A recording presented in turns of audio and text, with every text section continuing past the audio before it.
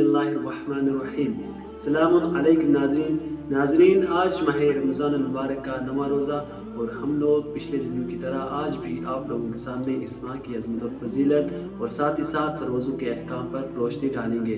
तो इसी सिलसिले को मज़ीद बढ़ाने के लिए आज स्टूडियो में हमारे साथ मौजूद हैं अली जनाब मौलाना सैयद अब्बास हुसैन काज़मी साहब, और साथ ही साथ कसीदे के लिए हमने मदऊ किया है सैयद कासिम हुसैन काज़मी साहब को।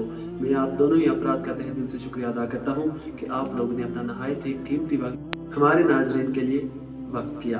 आमीन। जैसा कि आप जानते हैं कि माह रमज़ान की अज़मत क्या है, और इस महीने की अज़मत के लिए इतना ही काफ़ी है कि खुदावंद आलम ने सबसे बड़ी किताब इस महीने में नाजिल की है।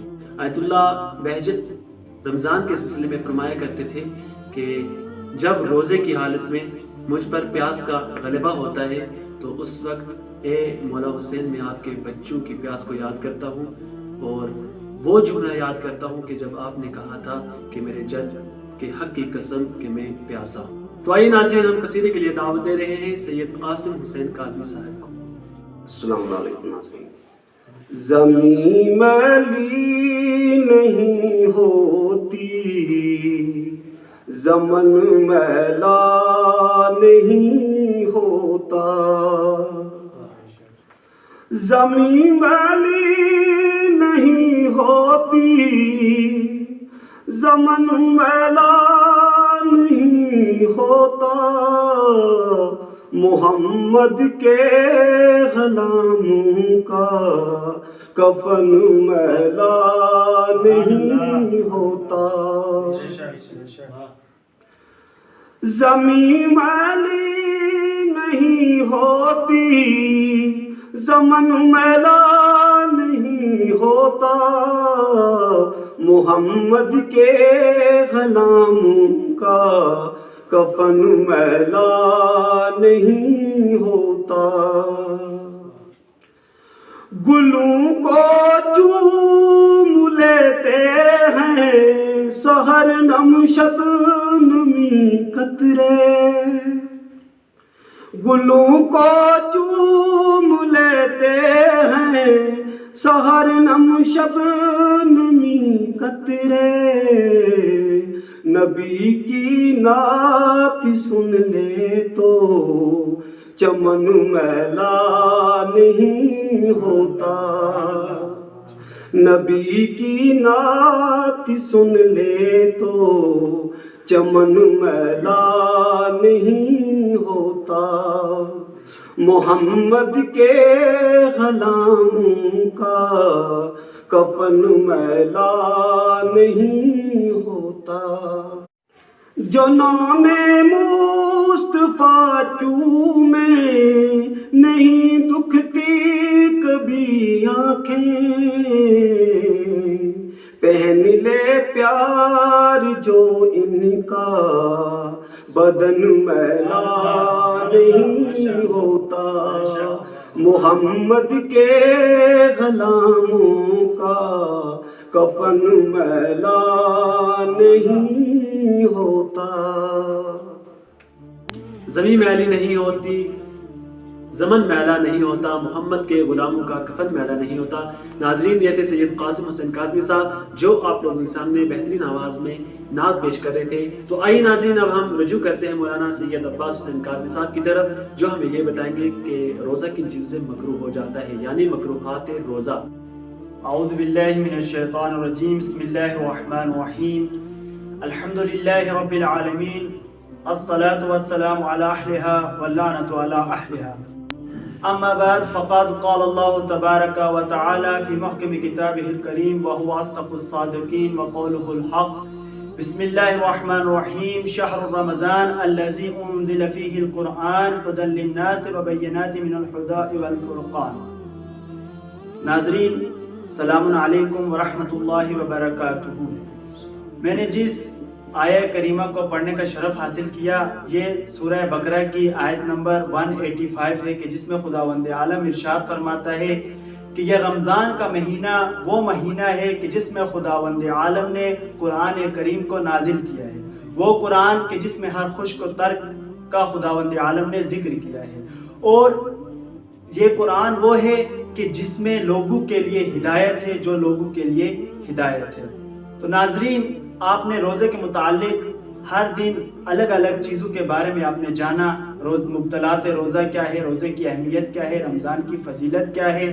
تو ناظرین، آج کا جو ہمارا ٹاپک ہے وہ ہے مکروہات روزہ، یعنی روزے میں کن کن چیزوں کا انجام دینا مکروہ ہے۔ تو آئیے ناظرین، سب سے پہلے آپ کے سامنے جو چیزیں روزے میں انجام دینا مکروہ ہے وہ 10 چیزیں ہیں۔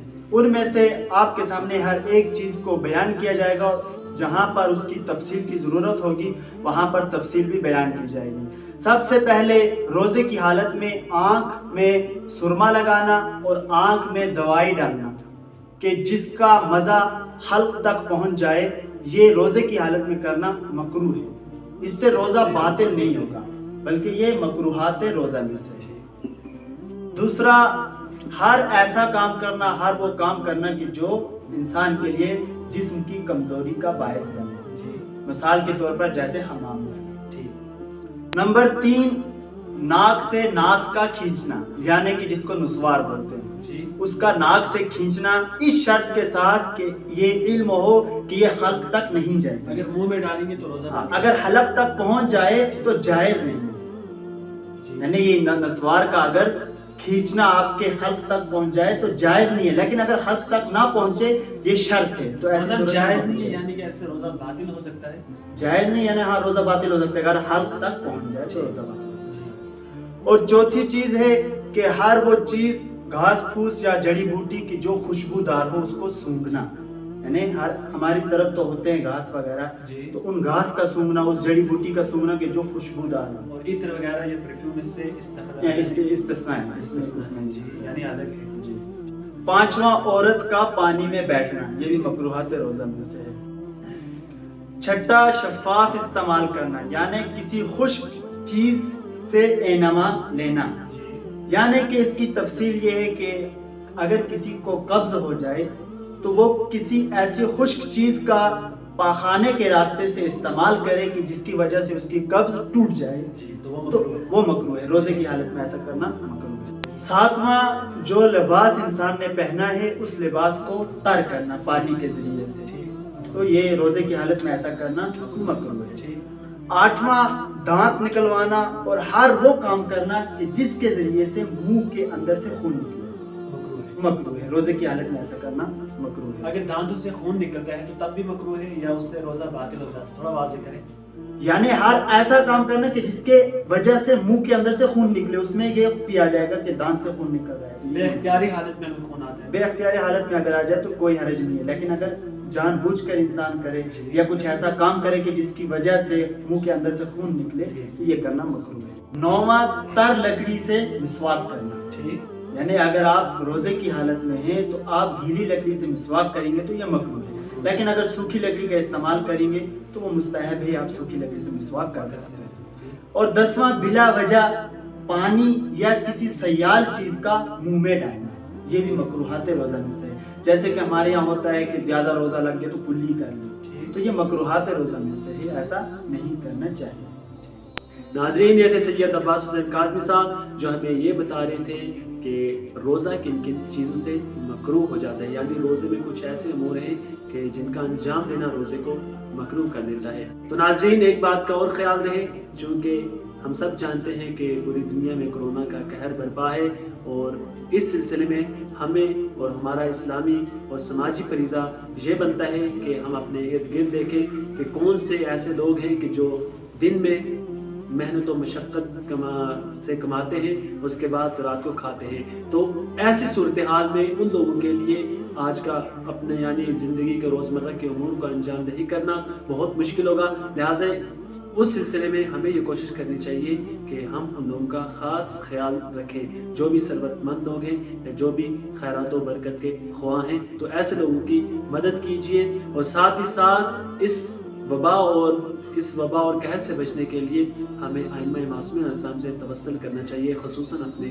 وقت کے امام کے خدمت میں ان کا جدہ کا واسطہ دے کر اس قہر کے خاتمے کے لیے توسل کرنی چاہیے۔ تو ناظرین، اگر آپ کو مزید کوئی سوال ہمیں کرنا ہے تو نیچے دیے کے نمبرات پر ہم سے رابطہ کر سکتا ہے۔ کل آپ کی خدمت میں پھر سے حاضر ہوں گے، تب تک کے لیے خدا حافظ۔